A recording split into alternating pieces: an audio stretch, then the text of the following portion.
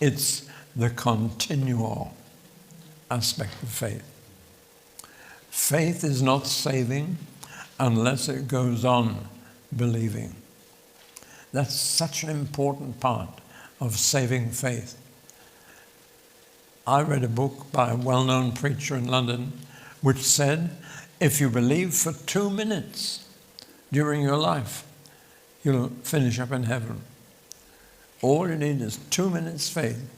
I don't know whether to say rubbish or blasphemy. Faith in the New Testament is continual faith. It is faithfulness.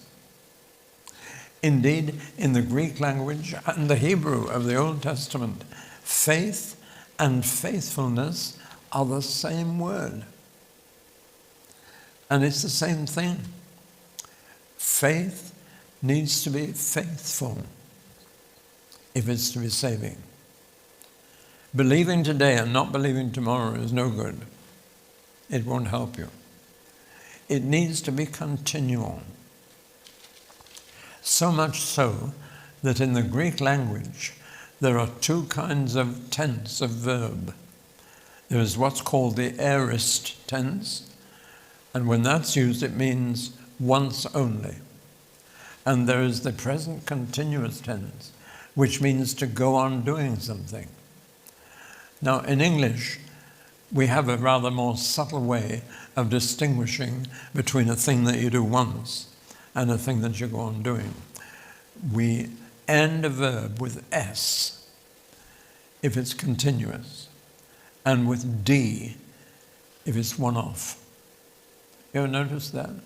Supposing you witness an accident and someone is knocked down on the road by a vehicle. People rush to help, and someone says, he breathed, with a D on the end. He means he breathed once. But if someone says, he breathes, with an S on the end, means he's going on breathing.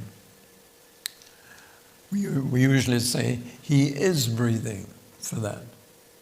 That's the equivalent of the Greek present continuous tense.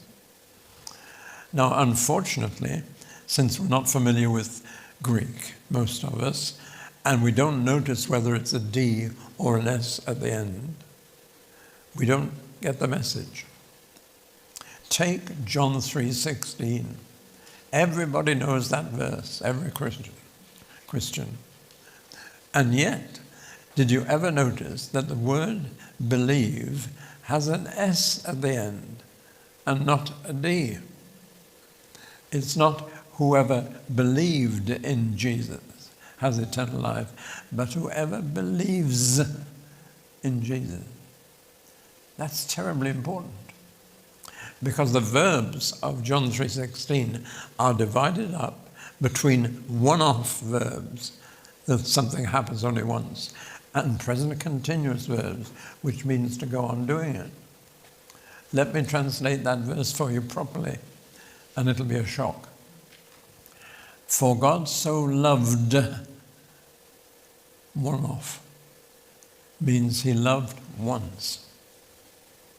When he gave once his only begotten Son, that whoever believes, goes on believing, will never perish once, but go on having eternal life. Now, has that changed the verse for you? Must have done, surely. It's a promise to those who go on believing. And it's a promise that they will go on having life.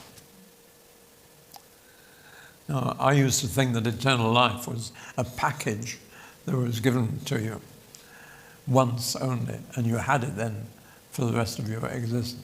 No. You only have eternal life as you go on believing. He is the true vine.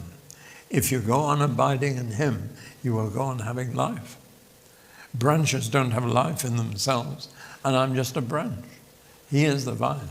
And as long as I stay in him, he said it, abide in me, reside in me, stay in me, and you will go on having life from me. The vine has the life, not the branches.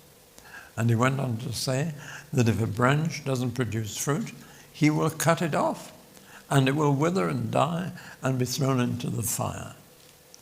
Nothing could be clearer than that. So we need this continual faith. We need to be able to say with Paul, the life I now live, I live by faith in the Son of God. It's a life of faith that saves you. It's not the faith you start with. It's the faith you finish with that saves you. And I want to say much more about that in my final talk. Let's just finish by looking at one verse in the Old Testament, in Habakkuk. He's one of my favorite prophets because he dared to argue with God, and had a huge argument with God one day. He said, God, look at the state of Jerusalem. It's your city, and it's full of crime and vice and sin. What are you doing about it? You're doing nothing. You're just letting it go on. And God said, Habakkuk, I am doing something about it. What are you doing? I'm bringing the Babylonians. What? You can't do that? That's too much. They kill everybody. They even kill all the trees and the bushes and the animals. They don't leave anything alive. We'll all die. And even your faithful people in the city will die. And God said, no, they won't. The righteous will survive by keeping faith. Or in the translation that you may be more used to, the just shall live by faith. That became the Magna Carta of the Reformation, Luther's favorite verse. It's quoted 3 times in the New Testament. Every time it's quoted to show that faith is continual if it's going to save. It's quoted at the beginning of Romans, where Paul says that we are saved by faith. It is from faith to faith, even as it is written, the just shall live by faith. From faith to faith. Or as one translation puts it, faith from beginning to end. And then it's quoted in Hebrews. We are not among those who shrink back into perdition. We are among those who keep it up. For the just shall live by faith. And the word faith there is being used in the sense of faithfulness. So that's my last word on faith. The just shall live by faith. Meaning the righteous will survive whatever happens by keeping faith.